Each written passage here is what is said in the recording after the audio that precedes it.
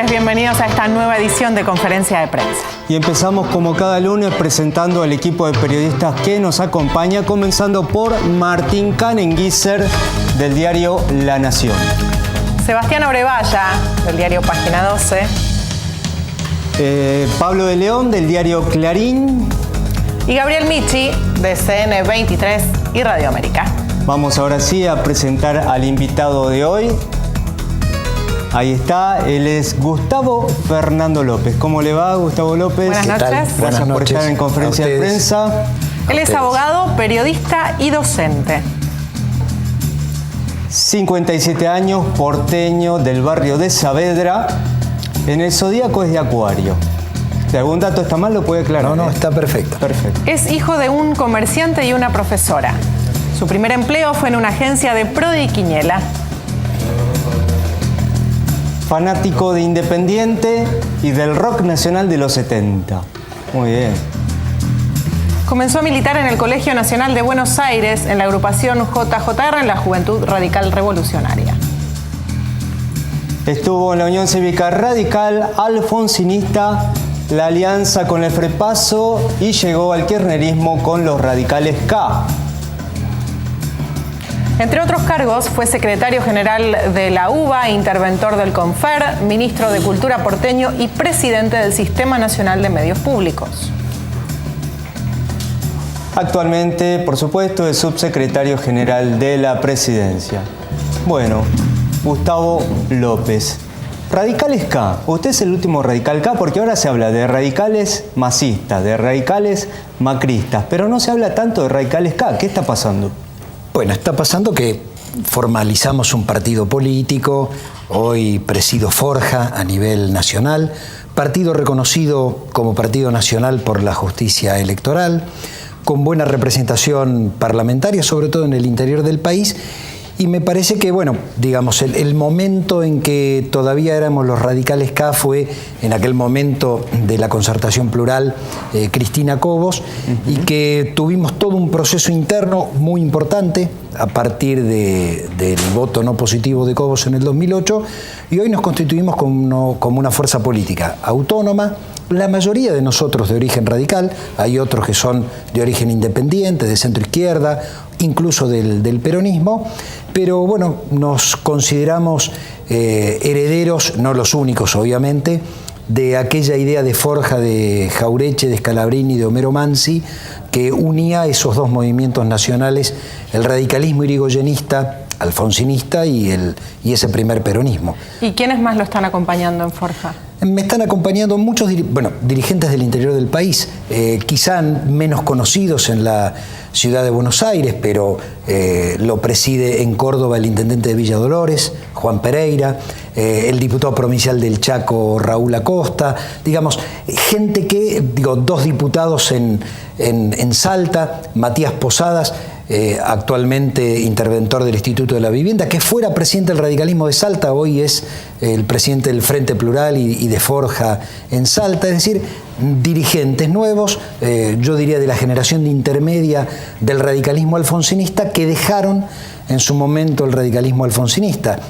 Ricardo Curuchetti, intendente de Marcos Paz, como figura destacada en la provincia de Buenos Aires, pero ese grupo de dirigentes que ya no nos sentimos representados por un radicalismo conservador desde mi punto de vista, que fuimos muy alfonsinistas, vimos a partir del 2003 que la continuidad de esas políticas la llevaba adelante Néstor Kirchner, bueno, y aquí estamos. Muy bien. Bueno, vamos a las preguntas de la mesa. ¿Cómo no?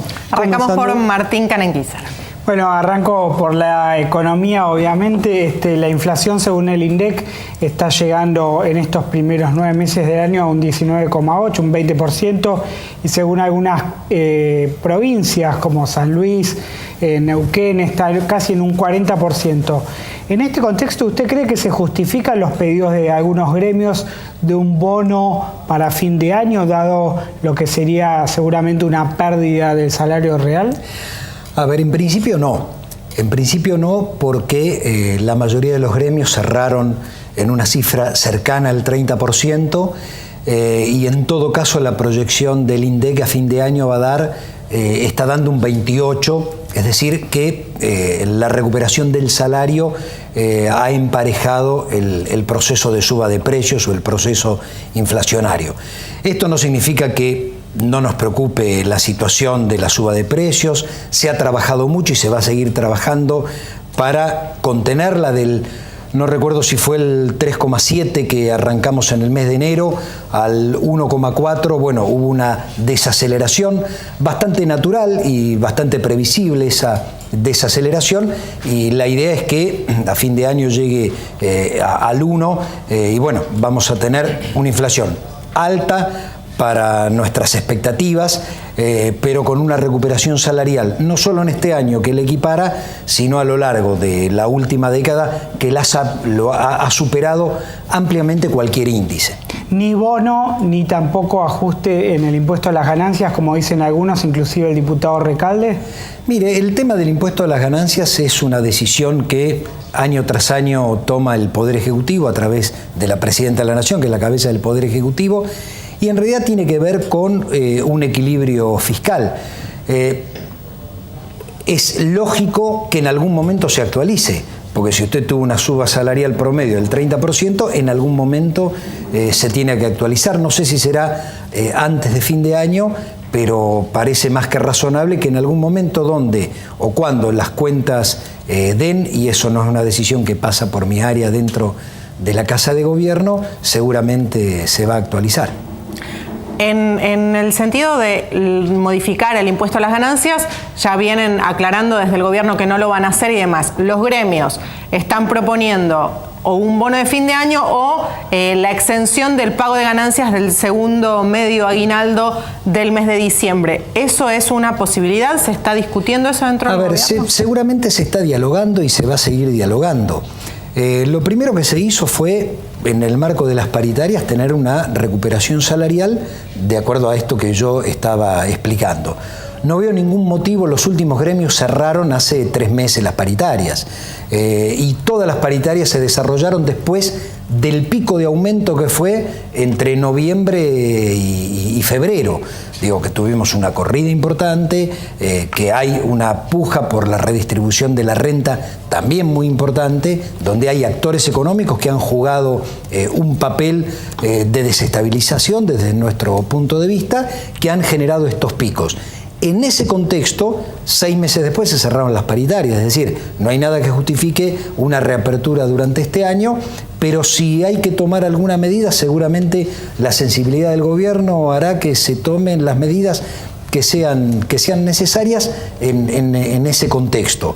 Yo estaba diciendo, la lógica indica que en algún momento va a haber reajustes del tema de ganancia, pero la oportunidad y la conveniencia lo decide la Presidenta de la Nación. Seguimos con Sebastián Abrevaya. Sí, López, la Presidenta incluso en algún momento lo había advertido sobre la posibilidad de que acerca de fin de año algunos grupos estén intentando generar un clima desestabilizador, un clima de descontento social.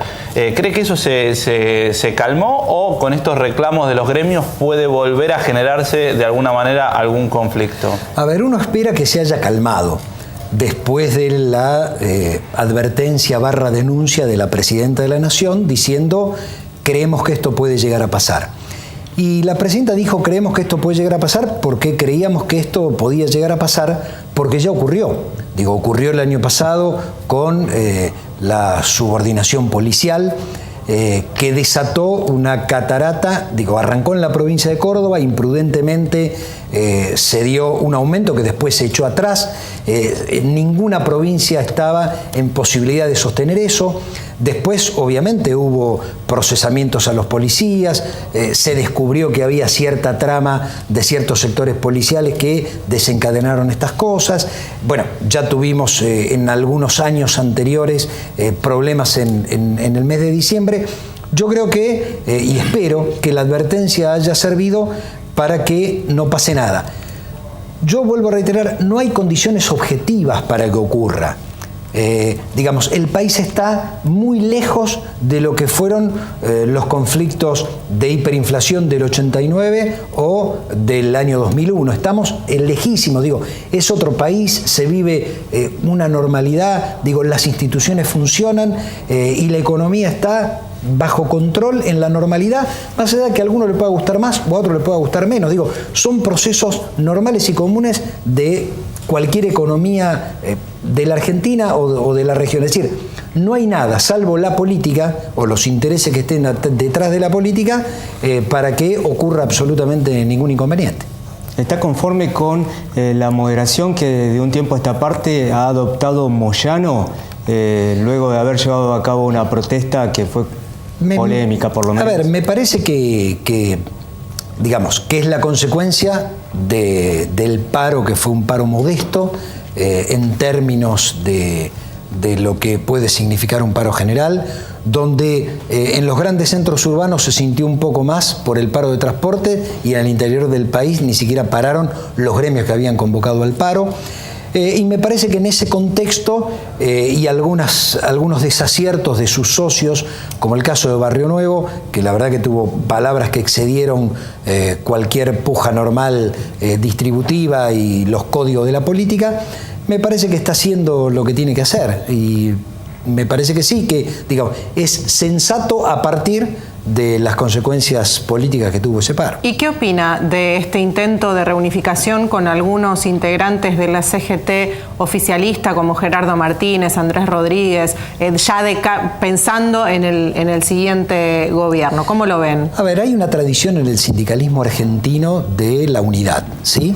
Y esto es independientemente de lo que uno piense, del modelo sindical que uno quiera. Digo, hay una tradición de unidad sindical alrededor del peronismo como bandera.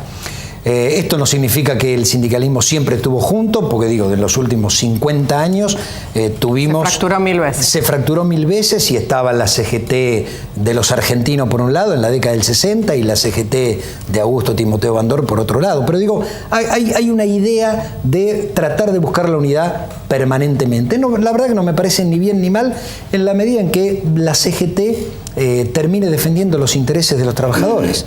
Bien. Nosotros vimos cómo en la década del 90 había un sindicalismo empresarial y un sindicalismo que defendía los intereses de los trabajadores. Vamos con Pablo de León. Bueno, estamos a un año y poquitos días de la elección presidencial. Seguramente hay varias preguntas para hacerle, pero yo empezaría por decir, ¿cómo se siente usted y su grupo político con ir detrás de una candidatura de Scioli, quien aparece hoy como mejor rumbeado en los números de los candidatos oficialistas? En principio esto no se define por el nombre de una persona, sino por el proyecto político. Mi partido político y muchos de los que conformamos el Frente para la Victoria no formamos parte del Partido Justicialista.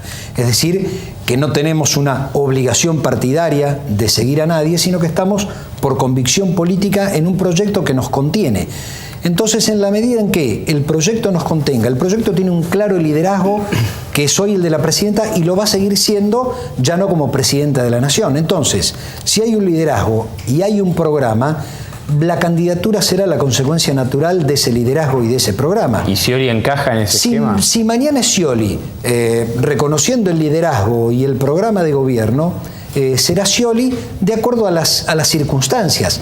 Y si hay competencia en las PASO, y Scioli es uno de los candidatos y hay otros, bueno, ahí será el momento de discutir hacia adentro de mi espacio político y de otros partidos políticos con los que somos socios en el pensamiento, es a quién apoyar. Ahora, son varios los que dicen todo el tiempo el liderazgo de la presidenta, va a seguir siendo el liderazgo. Entonces, ¿qué va a ser? ¿Un presidente débil que le va a preguntar al estilo ruso a Cristina cómo hacer? No, me parece que hay roles institucionales y hay roles políticos. Obviamente el institucional también es político y el presidente de la Nación es la cabeza del Ejecutivo, pero los liderazgos no se transmiten por escritura pública. Digo, Alfonsín dejó de ser el presidente del país o dejó de ser en algún momento el presidente del radicalismo y era el líder del radicalismo.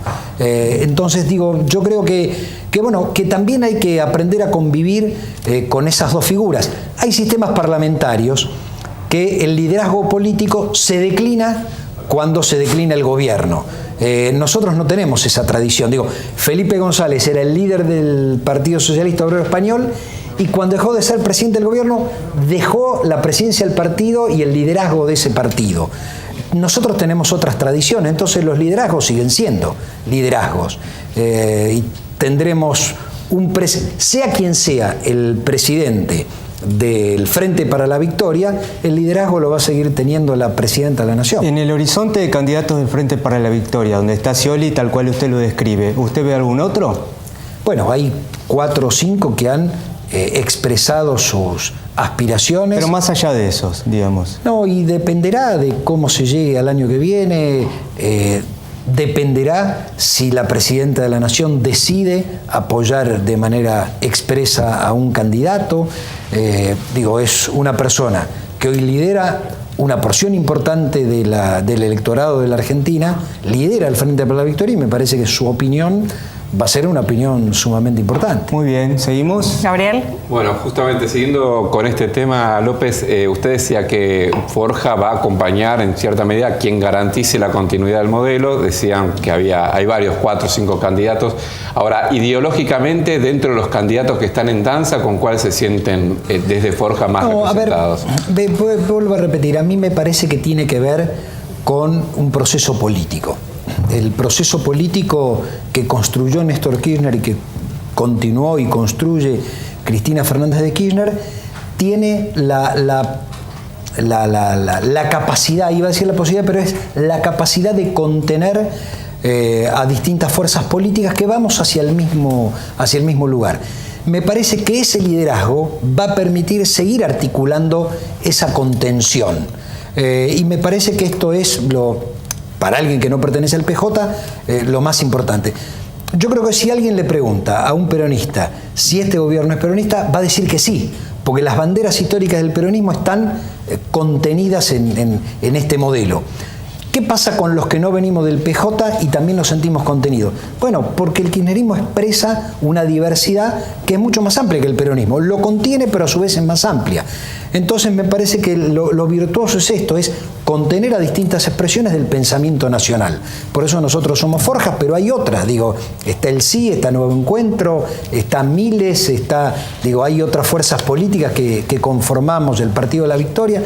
Entonces, no sé, alguien dijo algo y no escuché.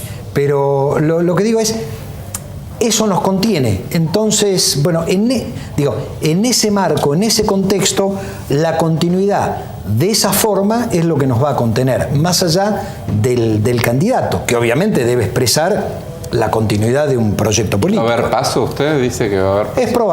Es probable a nivel nacional. A nivel local no tengo ninguna duda, yo soy precandidato y me parece que lo mejor que podemos hacer es ir a las PASO.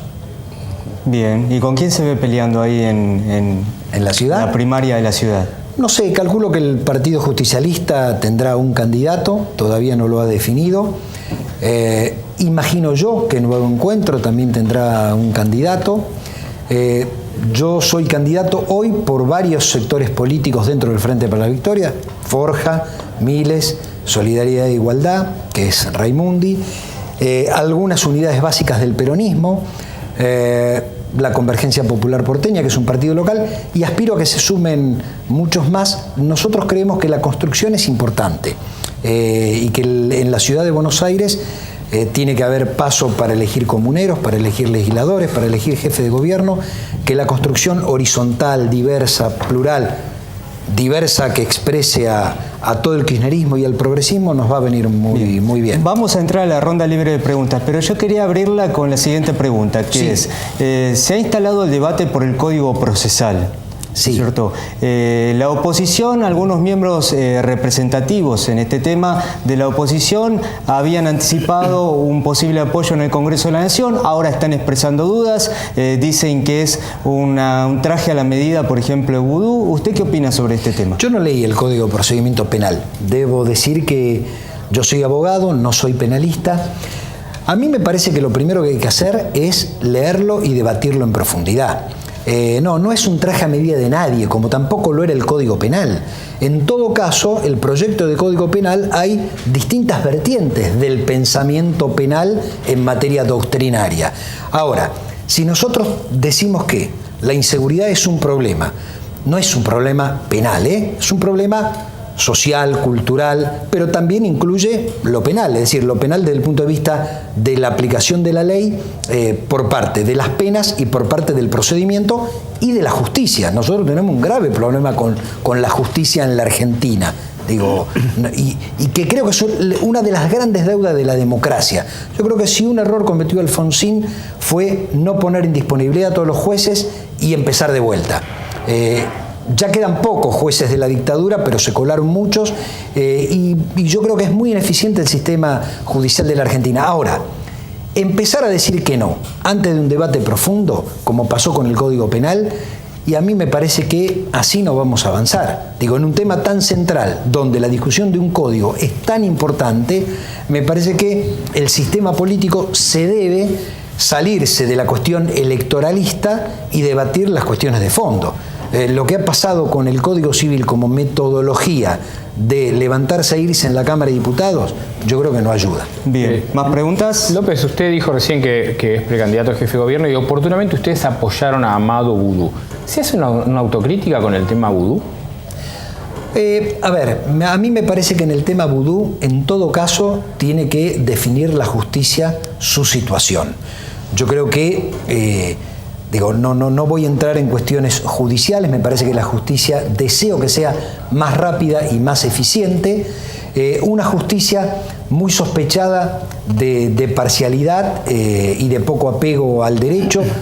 Cuando uno habla de la justicia no puedo generalizar, de hecho en este momento estoy siendo jurado de jueces en el Consejo de la Magistratura por mi condición de profesor universitario. Digo, salí sorteado y evalúo, son todos anónimos, uno no sabe a quién corrige, tengo 80 exámenes para 4 cargos y digo, bueno, es mi responsabilidad ciudadana como profesor universitario evaluar esos exámenes. Ahora, uno lo que espera de los jueces es celeridad, que sean probos, y a mí me parece que, si en la causa AMIA, que fue la causa más importante, creo yo, de la historia judicial argentina, nos mintieron durante 9 años y después tuvo que venir a decir la Corte que todo era una construcción y que nada de eso había ocurrido, me preocupa. Entonces, ustedes hablan de jueces, pero siempre se olvidan de Ollarvide cuando hablan de jueces. No, yo no me olvido de Ollarvide. A ver, yo no lo sostengo. En todo caso, Ollarvide ya pasó por más de una intención o de un proceso de juicio político, y el primero fue cuando Kirchner no era gobierno. Así que en todo caso habrá que preguntarle al sistema político. Yo creo que hay instituciones que no han terminado de funcionar. Bueno, pero se me escapó del tema vudú. Se me escapó del tema vudú y se lo pregunto no en lo judicial, no analicemos la causa, analicemos lo político. ¿Se hace una autocrítica por haberlo apoyado políticamente? No, yo lo apoyé como candidato, como precandidato a jefe de gobierno. Había 3 precandidatos. La presidenta de la Nación eligió de qué manera se armaba la fórmula. Yo creo que en ese momento era una persona muy importante para apoyar por las medidas de política económica que había impulsado y que había instrumentado y que había tomado la presidenta de la Nación, y me parece que después es muy difícil juzgarlo porque ha recibido un ataque desde el día 1 y es muy difícil, defenderse de ese ataque cuando la justicia funciona lenta y cuando los medios lo terminan condenando antes que la justicia se pronuncie. Yo, por eso digo, yo lo pongo en un paréntesis, es un amigo personal, además, y le tengo aprecio, pero con los pollos de Mazorín. El pobre Mazorín lo condenaron mediáticamente durante muchos años. Cada vez que había elecciones lo llamaban indagatoria y nunca lo procesaron por ningún delito. Entonces, me parece que hay 2 tiempos diferentes. Yo espero que la justicia acelere para que, por el bien de la democracia y por el beneficio de todos los involucrados, se esclarezca esto lo antes posible. Algunos medios se ocuparon el fin de semana de reflejar lo que fue, dicen, una pérdida de documentación en el caso Chicone. El ministro de Justicia hoy salió a desmentirlo. ¿Cuál es su punto de vista sobre este tema? No tengo punto de vista. Si se perdió o no se perdió documentación, desconozco y no tengo punto de vista. López, recién hablaba del tema de los tiempos de la justicia y, por otro lado, los tiempos anticipados de los medios para condenar o juzgar a un dirigente político. ¿Qué análisis hace a 5 años de la sanción de la ley de medios, que precisamente venía a poner, si se quiere, en cuestión, en debate, la hegemonía que tenía el grupo Clarín en el tema político? A ver, por un lado, un gran paso adelante, ¿sí? Yo fui autor de uno de los anteproyectos o proyectos, porque llegó al Congreso pero nunca se debatió, que fue el del 2001. Es decir, trabajé desde los medios alentando la modificación de la ley de la dictadura. Cuando me tocó encabezar el CONFER, presenté un proyecto de ley modificando la ley de la dictadura y después trabajé en la elaboración de este en una parte, porque era presidente del sistema de medios, me tocó escribir una parte y además una parte también importante o conceptual se tomó del anteproyecto que nosotros habíamos elaborado en el año 2001. Entonces, lo primero que digo es, fue un triunfo de la democracia, porque lo que había en tensión era grupos económicos muy poderosos de medios que no querían el cambio de las reglas de juego, porque sin reglas de juego estaban bien. La regla de juego era la de la dictadura militar. Era inaplicable desde el punto de vista práctico y desde el punto de vista moral. Entonces, no había reglas. Y ante la falta de reglas, o no se cumplían las que estaba, porque uno no las podía hacer cumplir, o se presionaba al sistema político para ir modificándolas. Todas las modificaciones que tuvo la ley de medios, básicamente del 89 al 99, que fueron los cambios más grandes, fueron en beneficio de la concentración. Ahora, yo creo que perseguía dos cosas. Uno es la democratización de la palabra, 3, la producción de contenidos audiovisuales y la desmonopolización. Yo creo que la desmonopolización, que todavía no se concretó, llevó toda la atención. Ahora, me parece que hay que acelerar, desde mi punto de vista, el plan técnico para poder hacer entrar a todos aquellos actores que durante 25 años esperaron la sanción de una ley. Y estoy convencido, la AFCA no es el gobierno nacional, es el Poder Ejecutivo, pero está formado por el Ejecutivo, por 3 del Legislativo y por 2 de la sociedad civil, y además tiene un Consejo Federal. Yo espero que las instituciones funcionen y funcionen rápido para que todos los cambios que la ley trae, sobre todo el ingreso de las cooperativas, el ingreso de los invisibilizados o los que no tenían voz, se produzca antes del 10 de diciembre. ¿Usted cree que hay demoras en eso, más allá de la controversia con el Grupo Clarín? ¿Hay demoras en la aplicación de otros aspectos de la ley? Bueno, primero hubo demoras objetivas porque durante 4 años desde la sanción de la ley estuvo imposibilitado de llevarse adelante de la desmonopolización. Segundo, durante 1 año no se pudo reglamentar, es decir, 2 años estuvo parado otros aspectos de la ley. Y tercero, uno hereda una situación muy compleja que llevaba 28 años, que no es fácil resolver, que es el tema técnico. Ahora, está demorada respecto a las expectativas que llevaba 30 años. Hay que hacer el mayor esfuerzo para que lleguemos al 10 de diciembre del 2015 habiendo cumplido el espíritu de la ley. Muy bien, ¿seguimos? No, y yo digo con respecto a la adecuación de oficio de Clarín, al haber arrancado con este proceso, ¿no hay alguna posibilidad de que esto vuelva a prolongarse y finalmente termine, digamos, postergándose hasta que este gobierno termine y no se pueda aplicar? Es probable, pero yo también llamo a un examen de conciencia a todo el sistema político. El tema de los medios no es a favor o en contra de alguien. Todavía falta resolver el caso Telefónica, falta resolver el caso Vila Manzano, falta resolver algunos aspectos de este grupo, del grupo 23, falta resolver algunos aspectos de Moneta, y me parece que todos deben resolverse con la misma vara y lo antes posible. Ahora, el sistema político, o algunos, fíjate vos, a mí me tocó encabezar un proyecto de ley en el gobierno de la Alianza. Y no solo los grandes medios no querían, y no hablo de Clarín, hablo de todos, sino que el sistema político le costaba mucho, porque te tenés que pelear con el medio de tu pueblo que no quiere. A mí, nosotros queríamos abrir más canales de televisión por aire en el interior del país, porque en algunos casos la oferta era única y en otros casos era de 2. Y a mí me ha llamado algún senador diciendo, me parece bien, senador que ya no ejerce, dice, me parece bien que lo quiera hacer, que yo, pero en Rosario no se meta. ¿Sabe por qué? Porque nos tratan como si fuéramos una familia. Está bien, tiene todo el derecho el senador a defender los intereses de los canales de televisión de Rosario. Ahora, el Estado tiene la obligación de procurar la diversidad, la pluralidad. Bueno, y esto es una puja constante, entonces no es contra nadie. Yo creo que, bueno, hay que tomar conciencia que esto nos beneficia a todos. Vamos a tener una mejor calidad de la democracia. Y en esto que usted dice que debe cumplirse con la misma vara o medirse con la misma vara para todos estos grupos. Y va a ser así, no tengo la menor duda. ¿Le parece que está siendo así? Sí, porque, es todo un proceso.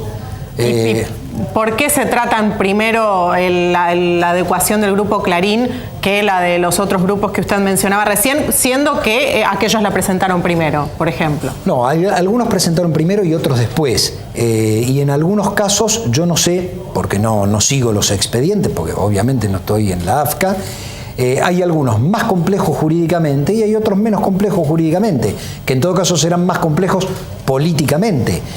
Clarín presentó dentro de los 180 días su plan de adecuación, se lo rechazaron por inadecuado. Nadie le cercena el derecho a nadie para recurrir a todas las instancias que tenga que recurrir. Lo que digo es, nosotros tuvimos en esta materia un descontrol absoluto durante la democracia, sobre todo a partir del año 89, incluso hasta por aspectos técnicos. En el año 83, 84 no existían las radios de frecuencia modulada y poner una radio era cosa de mucho dinero. 7 años más tarde uno ponía una radio en el fondo de su casa. Ese avance tecnológico, la normativa tardó 20 años más en recogerlo y cuando, llegamos a una situación de un caos total. Entonces yo lo que digo es, mira, todo se va a medir claramente con la misma vara y todos los planes de adecuación deberán ser resueltos, imagino yo, que este año. Ahora, la aplicación integral de la ley, tenemos un año más para satisfacer las expectativas de todos aquellos que esperaron 30 años, pero sobre todo la obligación legal de ponerla en marcha integralmente. Yo no tengo la menor duda que la autoridad federal lo va a llevar adelante y quiere hacer esto. Muy bien, ¿más preguntas? Sí, López, usted hablaba recién del tema judicial. La semana pasada estuvo sentado ahí en ese mismo lugar el secretario de Justicia, Julián Álvarez, y dijo una frase que generó muchísimo revuelo, que es que se está analizando, con los 2 fallecimientos que hubo en la Corte Suprema de Justicia y el advenimiento de la renuncia a partir de enero del doctor Zaffaroni, la posibilidad de mantener el número en 7 y no en 5 como dice la ley. Desconozco si es un proyecto del secretario de Justicia, si es una idea de la presidenta, desconozco por completo. ¿No se habla eso dentro de la presidencia? No, por lo menos no, porque además no es un ámbito que me toque dialogarlo o escucharlo a mí. Ahora, en su momento se decidió dejarlo en 5 y no en 7. Si después se decide en 7, no hay...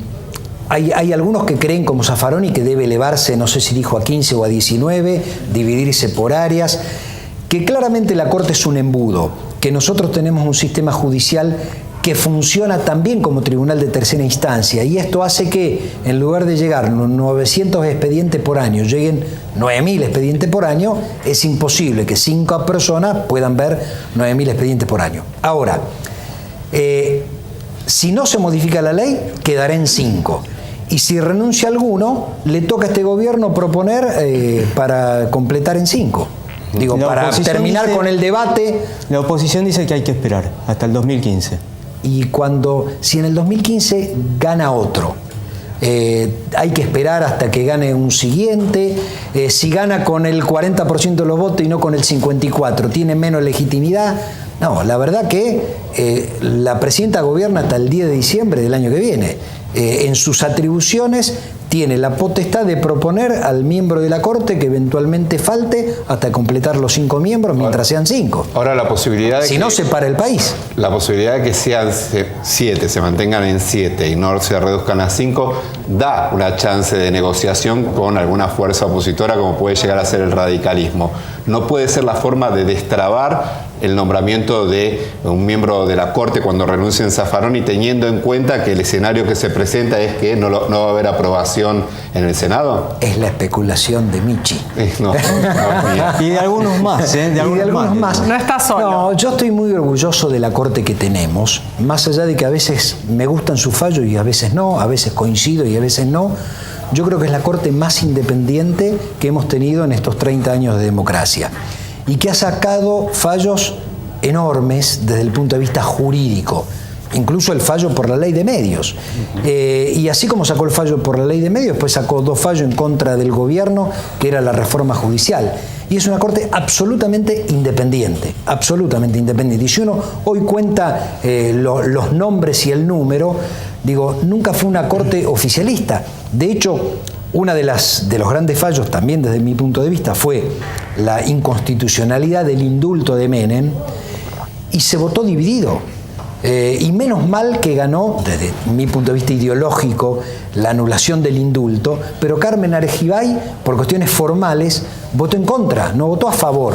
Es decir, era una Corte y es una Corte muy independiente. Con 5,7 va a seguir siendo, Gabriel, una Corte independiente, porque con eso arrancamos y ese es uno de los grandes legados que va a quedar. ¿Usted confía que el espíritu va a ser el mismo para completar con 5,7 que se tuvo en aquel momento, cuando Néstor Kirchner hizo esta propuesta? Sin lugar a dudas, porque nosotros hemos construido esa idea y yo creo que vamos a seguir con esa idea. Muy bien.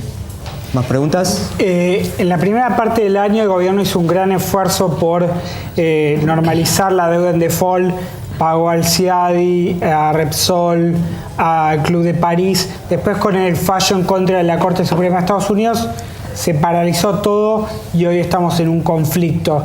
¿Usted cree que después de enero el gobierno tiene que negociar y en qué términos con los fondos buitres? A ver, el gobierno ya está negociando en los términos que fija la ley argentina. Esto es pagarle lo mismo que le ha pagado a los que entraron en el canje de la deuda. Si el gobierno quisiera negociar otra cosa, debería cambiar la ley argentina que hoy le impide hacer eso. Es decir, la voluntad negociadora siempre estuvo. Nosotros tenemos un problema, que es un problema adicional. Tenemos 2 problemas. Uno es, los fondos buitres representan un modelo de acumulación por fuera del sistema. Y esa es una de las peleas. Hay sectores del sistema norteamericano que bancan, por decirlo de alguna manera, ese sistema de acumulación capitalista parasitaria. No importa qué es lo que pase, yo quiero cobrar igual y ese es mi negocio. Digo, compro deuda en default, la ejecuto judicialmente, incluso estaba prohibido por la ley norteamericana y hubo un fallo de la Cámara de Apelaciones de Nueva York que permitió ejecutar a los estados porque es monto mayor a $500.000, es decir, a todos los estados. Entonces, hay un sector de la política norteamericana que además tiene otros intereses que tienen que ver con disciplinar políticamente a los países. Digo, esa es una pelea. El segundo inconveniente es, hasta el 31 de diciembre o hasta el 1 de enero, además se dispara una cláusula que hace que la deuda sea impagable. A partir del 2 de enero, uno de los problemas se resuelve porque es contractual, el otro no, porque es político.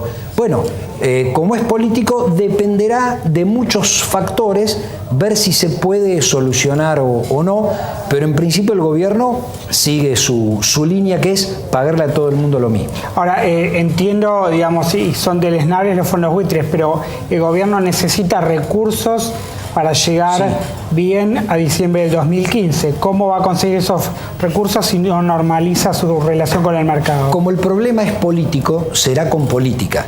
Porque digo, el problema será político con los fondos buitres. Entonces, hemos hecho una serie de acciones que tienen que ver con apoyos muy concretos, tanto de Naciones Unidas como de la comunidad, de la Unión Europea, como de la UNASUR, como de la CELAC, dentro de Naciones Unidas distintos organismos, la Asamblea General.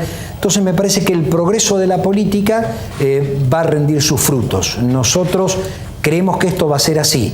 Y si hay otras acciones, bueno, se plantearán después del 2 de enero, cuando esta cláusula no se dispare. Que la voluntad del gobierno ha sido normalizar, no cabe la menor duda, porque fue normalizando todo el resto de la deuda. Ahora, tenemos un enfrentamiento político con alguien que no le importa cobrar, que le importan otras cosas. Muy bien. Le proponemos pasar a otra parte del programa, que es que usted repase los dichos que hizo aquí en este programa y los puede ratificar o rectificar. Es decir, lo que nosotros le decimos, los textuales, usted dice si está o no de acuerdo con estos dichos. ¿Qué le parece? Con mucho gusto. Vamos a repasar entonces los textuales de El Hincha Independiente. Después le vamos a preguntar qué opina sobre la conducción de Moyano ahí en el Club de Avellaneda. No El creemos primero. que haya que dar un bono salarial extra. La inflación es alta, pero se equipara a la recuperación salarial. Sí, en realidad es alta de acuerdo a nuestros deseos. Claro. Desearíamos que fuera más baja. Hubo una puja política, entonces, bueno, la hemos controlado por suerte. Bien.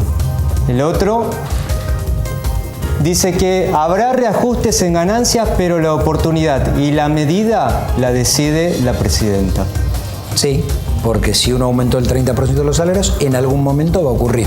Ratifica entonces la próxima. Hay factores de poder económico que han jugado un rol desestabilizador, pero la economía está bajo control. Absolutamente claro. Sea quien sea el presidente que pueda surgir del FPV, el liderazgo del proyecto lo seguirá teniendo Cristina.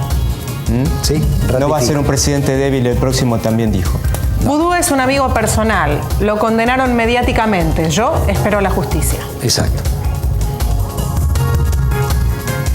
La adecuación de Clarín tiene que medirse con la misma vara que se utiliza para Vila Manzano, Moneta o el Grupo 23.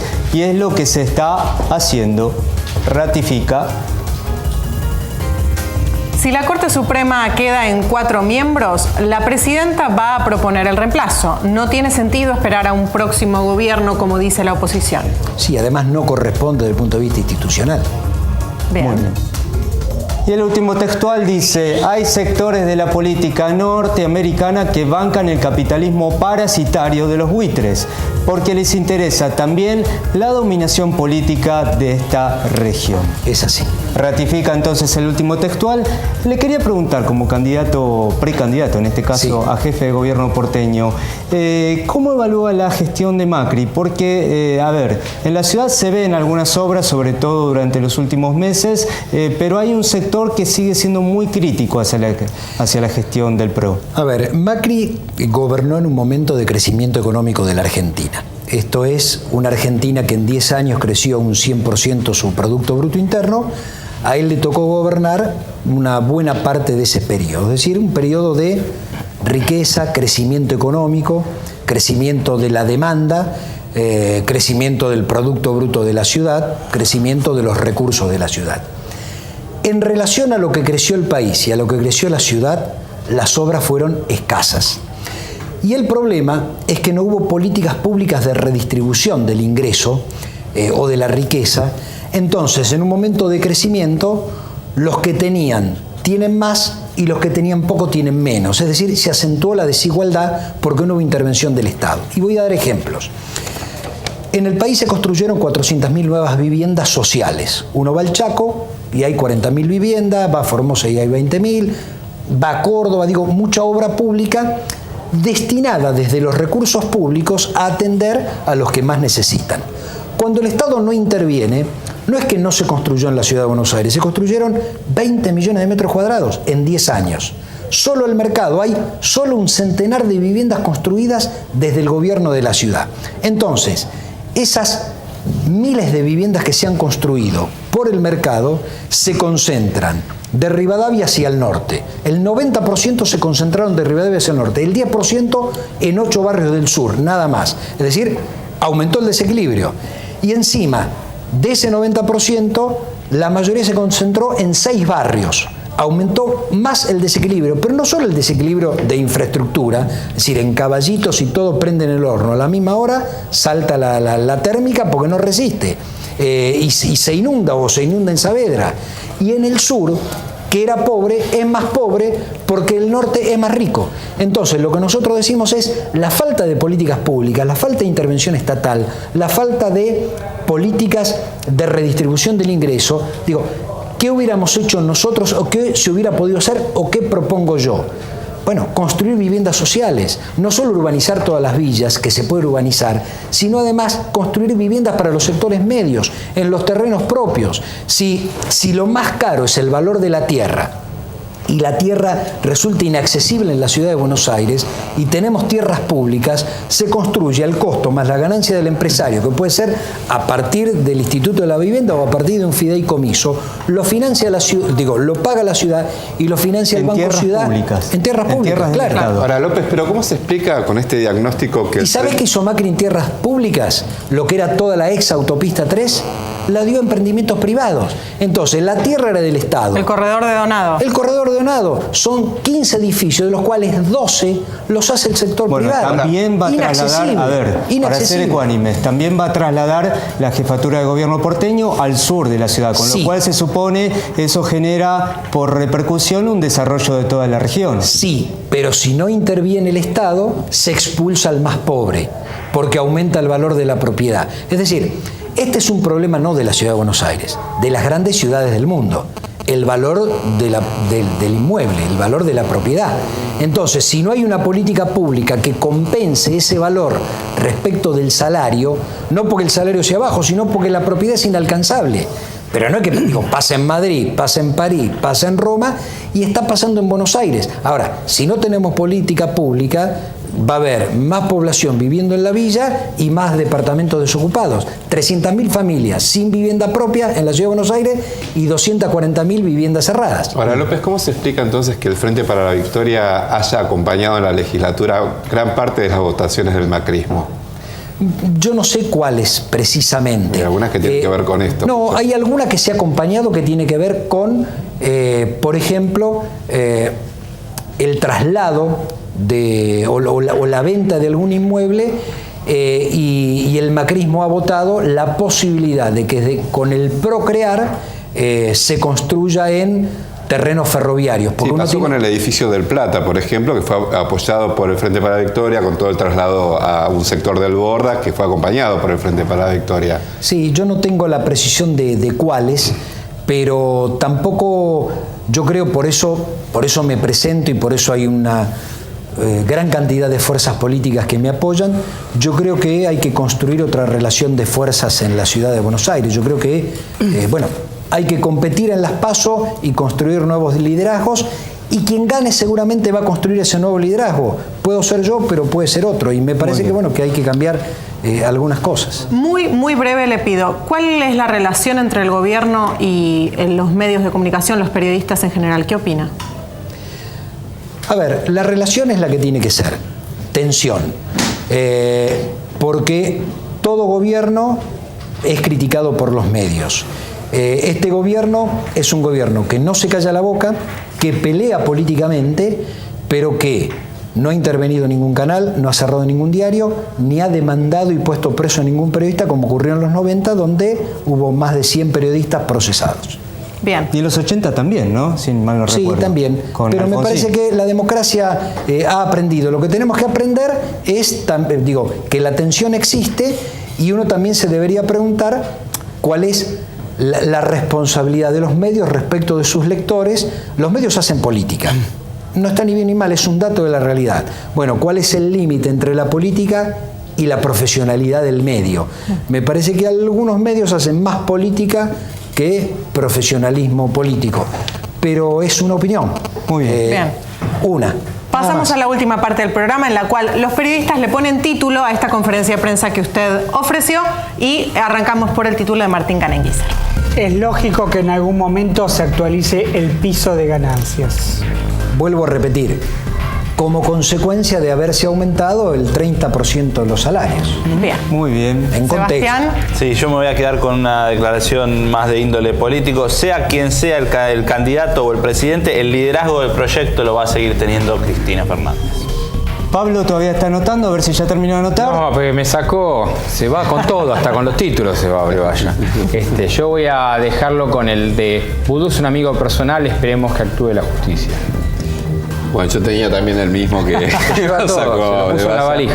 La próxima vamos a arrancar al revés para ser justos, sí, así sí, no va se a ser un roban poco de siempre justicia. los mismos a los mismos, ¿no? Bueno, justamente otra de las opciones es si hay otras opciones con los fondos buitres, habrá que ver después de enero cuando se caiga la cláusula Rufo. Bueno, y ahora le toca a usted poner título. ¿Qué opina del programa? No, el programa es muy bueno y muy interesante porque hay una variedad de distintos medios que expresan distinto pensamiento, distinta opinión, y además uno se puede explayar sin ningún tipo de... A ver, no de inconveniente, porque no hay inconvenientes de censura en la televisión argentina, en ningún canal para ningún invitado. A veces no hay posibilidad de debate o de diálogo porque es más importante el show, el espectáculo, que el pensamiento o la reflexión. Bueno, es la idea. Así Nosotros, que, como decimos siempre, le agradecemos a usted haber estado en el programa y responder a todas las preguntas sin condicionamientos. soy un hincha del Rojo, voté a Cantero, me fue mal, nos fuimos al descenso, no voté a Moyano. No votó a Moyano. No voté a Bien. Moyano. No fui Muy a bien. votar. Eso directamente. podría haber sido un título. Lo dijo tarde. No voté a Moyano. Bueno, Muy muchísimas gracias, Gustavo López, y nosotros vamos a aprovechar para despedir de este proyecto a Sebastián Abrevaya, que se nos va con otros rumbos. Le deseamos muchísima suerte y le agradecemos por habernos acompañado haber desde marzo trabajado hasta ahora. Con vos, Sebastián, estos meses. No, Esperemos que te vaya muy bien y que vuelvas pronto aquí a CN23. Muchas gracias y para mí es un orgullo haber participado de este proyecto también. Después pon en Twitter a dónde te vas, si tenés ganas. Claro, total, nosotros no vamos a andar con el cuento. Pero bueno, los dejamos en compañía de Pablo Orsi y 23 a la cancha. Nos reencontramos el lunes que viene a las 10 de la noche.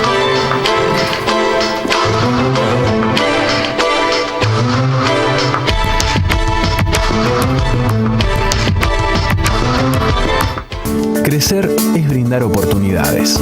Crecer es motivar el desarrollo de la gente. Crecer es promover la cultura y el deporte. Queremos seguir creciendo junto a vos. Banco Ciudad te quiere ver crecer.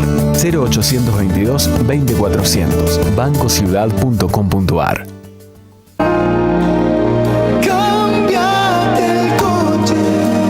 Cambia el coche.